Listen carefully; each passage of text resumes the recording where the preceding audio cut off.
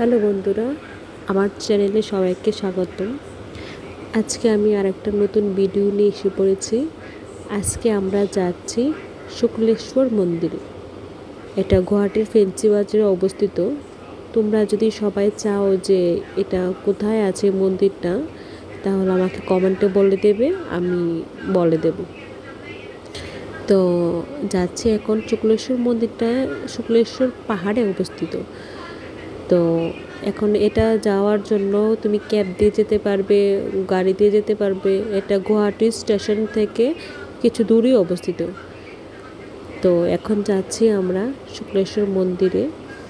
আর শুক্লেশ্বর মন্দিরে যাওয়ার আগে ফুল বেলপাতা সবগুলি নিচেই ছোট ছোট দোকান আছে, এখান থেকে তুমি নিয়ে মন্দিরে আমরা যেতে পারি। তো এখান থেকে যাওয়া যায়।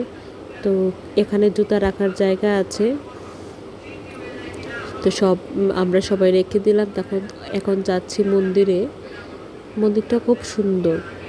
আর এই শিবলিঙ্গটা যে আছে, এটা বলা আছে যে জ্যোতির্লিঙ্গ কতগুলি মহাদেবের আছে, এটার মধ্যে একটা 6 নাম্বার জ্যোতির্লিঙ্গ হলো শুক্লেশ্বর জ্যোতির্লিঙ্গটা।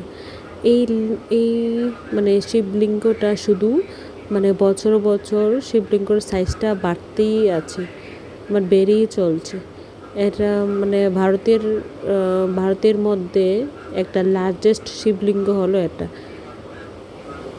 তো এখন আমরা মন্দিরের ভিতরে প্রবেশ করছি। খুব সুন্দর মন্দিরের ভিতরটাও বাইরেটা অনেক সুন্দর। তো এখন সামনে একটা ছোট একটা শিবলিঙ্গ আছে, সবাই দেখতে পাচ্ছ, সবাই পুজো করছে। আর এখানে হলো যে মেন শিবলিঙ্গটা, এখানে সবাই পূজা করছে। কেন ওইখানে তো ভিড় আছে বেশি, তার জন্য এখানে যাওয়ার সম্ভব হচ্ছিল না। তার জন্য সামনে আর একটা শিবলিঙ্গ যে ছোটো ছিল, ওইটার মধ্যে সবাই করছে পুজোটা। তো আমরা এখন রেডি হয়ে গেছি পূজা দিতে। এই হলো মেন শুক্লেশ্বর মন্দিরের যে জ্যোতির্লিঙ্গটা, যে শিবলিঙ্গটা, এটা হলো মেন, যেটার সাইজটা দিন দিন বাড়তে চলেছে। আর এই মন্দিরে বিভিন্ন দেবদেবীর মূর্তি আছে, যেগুলিকে পুজো করা হয়।